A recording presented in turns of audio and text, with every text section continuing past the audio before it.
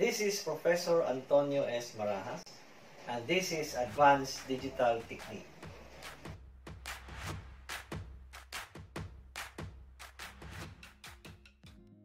Okay, so let us continue our discussion on memories, no? So what we have here now is the programmable read-only memory, or we call it the PROM. Okay, so what are the types of PROM? You have the erasable programmable read-only memory, or we call it the EPROM. We have the non-erasable programmable read-only memory, or NPROM. Then you have the electrically erasable programmable read-only memory, or EEPROM. So what are the difference between these types of PROM? So for the erasable programmable read-only memories, exposing it to ultraviolet light wipes out the program stored in EPROM. In other words, after programming your PROM or EPROM, once it is exposed to ultraviolet light, all the programs in your EPROM will be deleted, no, or erased.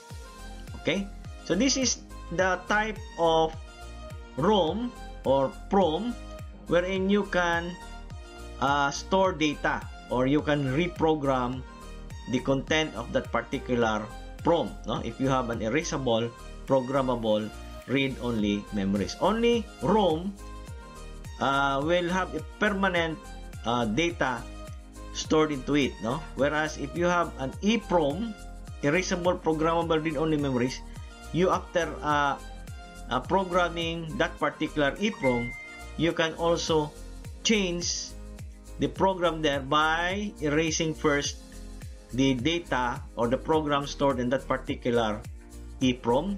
How do we erase it? Again, by exposing it to ultraviolet light. Okay? How about the NPROM, or the non-erasable programmable read-only memories? So here, after the user programs the NPROM, the program is permanently stored. That is why you call it the non-erasable. So once you program the NPROM, it becomes permanent. Okay? Then you have the electrically erasable programmable read-only memories, or EEPROM.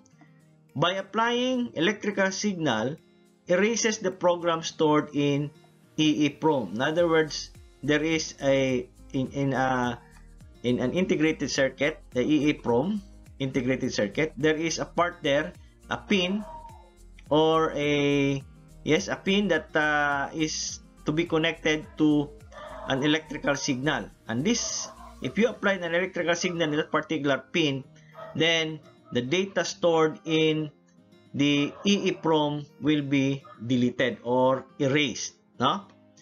After erasing it, you can again store a new data from that particular EEPROM. Okay, so what we have here is a switch PROM. So this is an example of your programmable read-only memories, no? So this can be an EPROM, this can be an NPROM, or this can be an EEPROM. Okay? So depende lang kung unsa nga particular nga PROM ang imuhang sudlan sa imuhang switch programmable read-only memories, no? So either of the three. Now, how does this switch PROM works? For example, if you want to store a data, let's say for example 0, 1, 1, 0. Okay, so all you have to do is to close the switches here, no? This one, you close the switch here. This one here. So you have 0, that means that this area here is open. Okay, this area is open. This one here, 1, that means that you close the switch here. Then you have 1 also, close the switch here. And then you have 0, open switch. Okay, and then for example 1, 001. So you close this one here. 1, open, then close. Okay? So that is how to store these binary words into your PROM. Okay?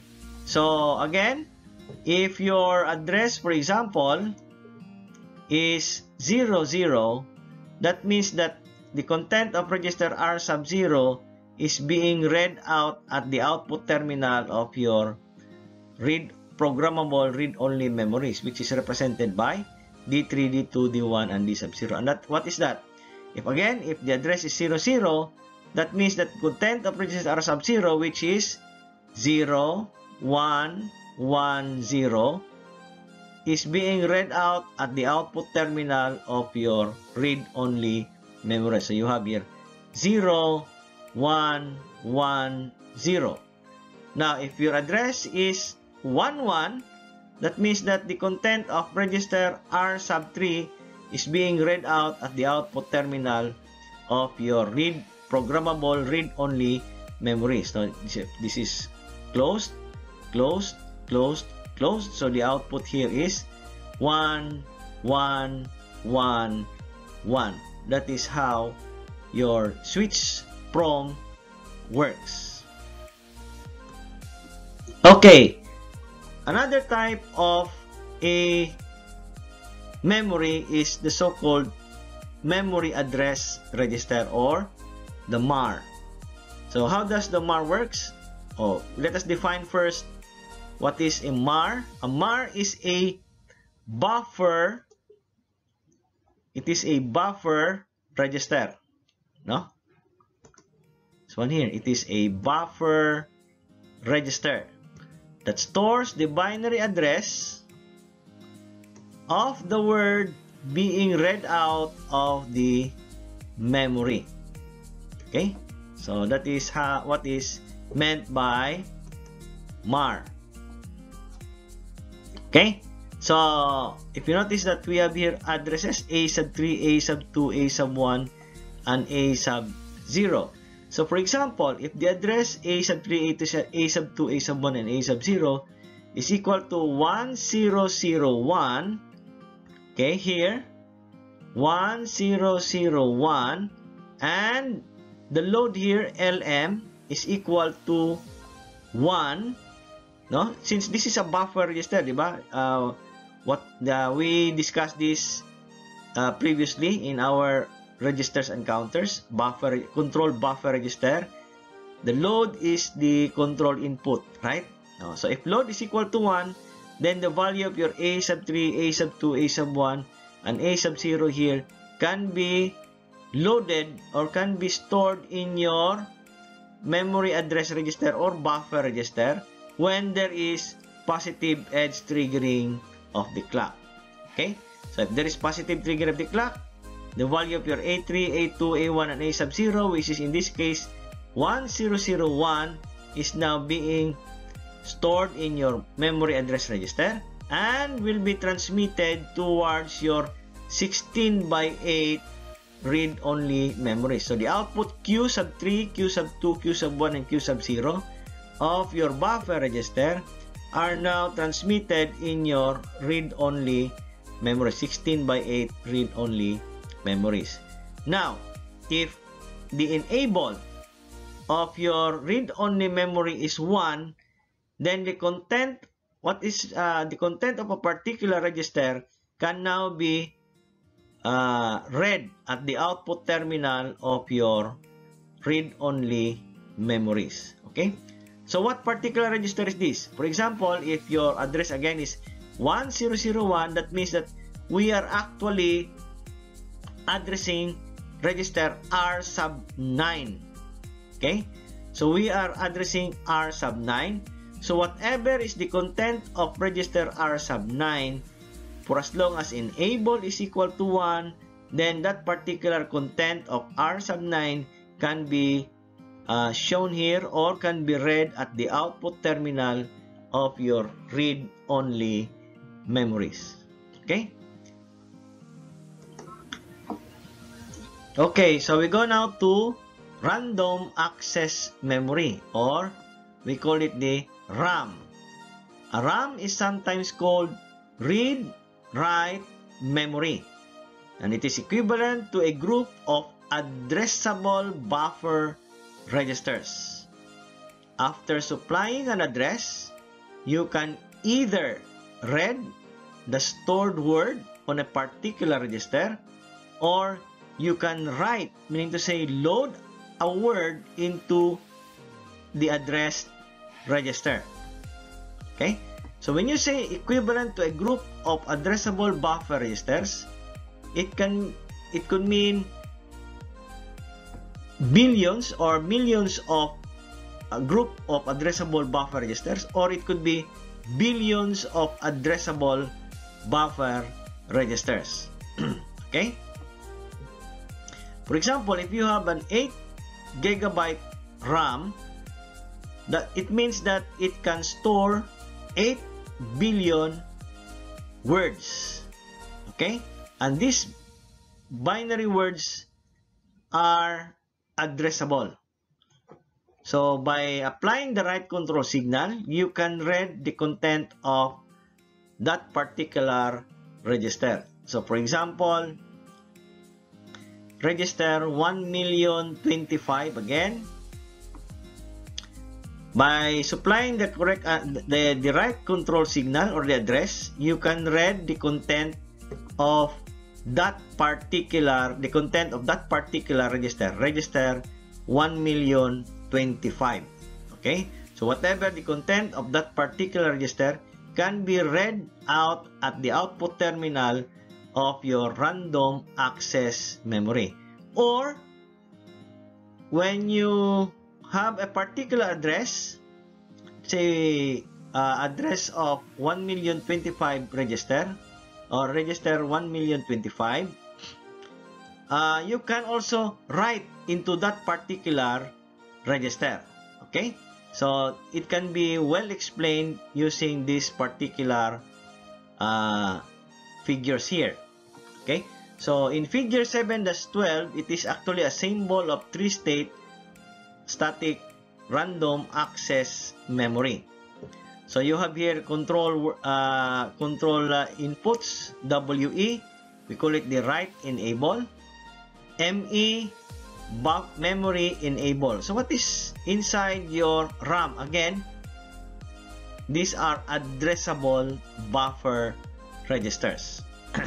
Okay, so what are the actions of your enable inputs? So we have here RAM action. If ME, this one here, and WE, this one here, is equivalent to 0, and X means don't care, either it is 1 or 0, then the operation of your RAM is to hold the data. If the data is hold, then the output is floating. In other words, dili siya mag-produce og output dito sa output terminal sa imong random access memory. Now, if ME is equal to 1 here, and WE is equal to 0 here, the operation is to read. Meaning to say, whatever is being addressed here in your random access memory, say for example register R sub 9, the content of register R sub 9 can now be read at the output terminal of your random access memory, or that particular condition 1, 0, the output of your random access memory is connected to the other areas of your computer. In other words, the data R sub 9, for example, can now the content of register R sub 9 can now be transmitted to the other areas of your computer because the output is connected. Now, however, if your ME and WE are both 1, then that's the time that you can write a particular data into your register, the addressed register. For example, if the address register is R sub 9, okay, so register R sub 9 will be open, and whatever data will be transmitted, it will be stored into your register R sub 9. But the output, the value of your R sub 9, the content of R sub 9 cannot be read at the output of your random access memory, no?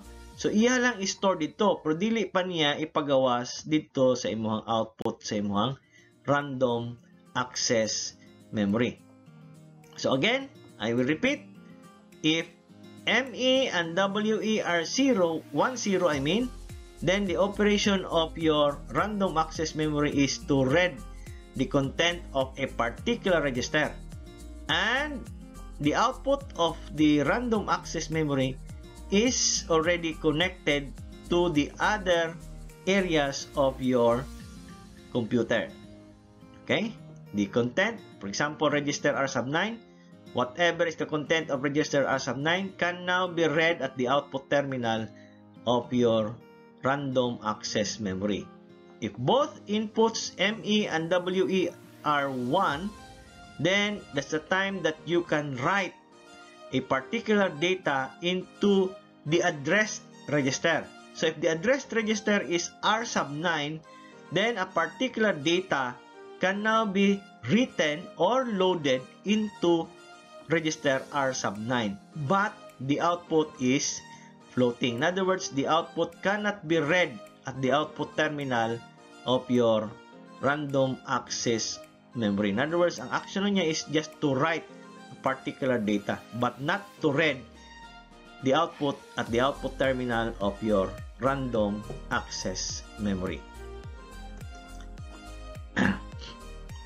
Okay, so there are different kinds of random access memory. You have the static RAM. In the static RAM, data is retained indefinitely as long as power is applied to the flip-flops. So your RAM contains a flip-flop. If the power is constantly applied into your flip-flops, then the data for your static RAM is retained. Dynamic RAM. Data stored must be refreshed every few milliseconds by a separate clock. Okay, again, in the dynamic RAM, data stored must be refreshed every few milliseconds by a separate clock, because one of the basic component of your dynamic RAM is a capacitor. Kunya ang capacitor mag-drain man siya, no? Mag-leak. For example, so you have to refresh the dynamic RAM every few milliseconds using a separate clock. Now, we have also types of RAM, which is very common nowadays, no? So you have the SD-RAM or SDRAM. It is called Synchronous Dynamic Random Access Memory. Okay? DDR SDRAM, Double Data Rate Synchronous Dynamic Random Access Memory. DDR2 SDRAM, Double Data Rate 2 Synchronous Dynamic Random Access Memory. DDR3 SDRAM, Double Data Rate 3 Synchronous Dynamic Random Access Memory. And you have DDR4, which is now very common. DDR4 SDRAM, Double Data Rate 4th Synchronous Dynamic Random Access Memory. So these are the types of RAM available in the market. So what are the difference between this type of RAM? So if you have an SDRAM, the internal rate in the speed of the internal rate is 100 to 166 megahertz. The bus clock wherein your data are being transmitted is 100 to 166 megahertz, and it can fetch, meaning pwede siyang kuha o particular nga data in 1 nanosecond, and the data rate in MT/S is 100 to 166 megahertz again. Then transfer rate, no? That is transmission of data from one area to another area, from your SDRAM to another area, is from 0.8 to 1.3 gigabit per second. Okay? Then the voltage needed is 3.3 volts. Then for DDR or double data rate, you have 133 to 200, so mas faster siya sa SDRAM. And then bus clock is also faster. Prefetch is also faster. Data rate is faster. Transfer rate is bigger, 2.1 to 3.2 gigabyte per second or gigabit per second. Then the voltage needed is 2.5 to 2.6. Okay, mas lower ang voltage requirement sa DDR kumpara sa SDRAM. Then DDR2, the same ang iyang internal rate, faster ang bus clock. Then ang pag-fetch niya og data is faster. Then the data rate is bigger or faster, then the transfer rate is bigger. Then the voltage needed is only 1.8 volts. Then for DDR3, the same ang internal rate niya, speed, with that of the DDR2 and DDR1. Then you have faster ang yang fetch, prefetch. Then mas faster ang yang data rate. Then pag transfer niya is bigger, 4.2 to 6.4. Then the voltage requirement is only 1.8, and so on and so forth, no? So for DDR4, the same internal rate, but the bus clock is much faster. Then the prefetch is much faster. The data rate is much faster again. Transfer rate is much bigger. And then the voltage requirement is very small, only 1.2 volts.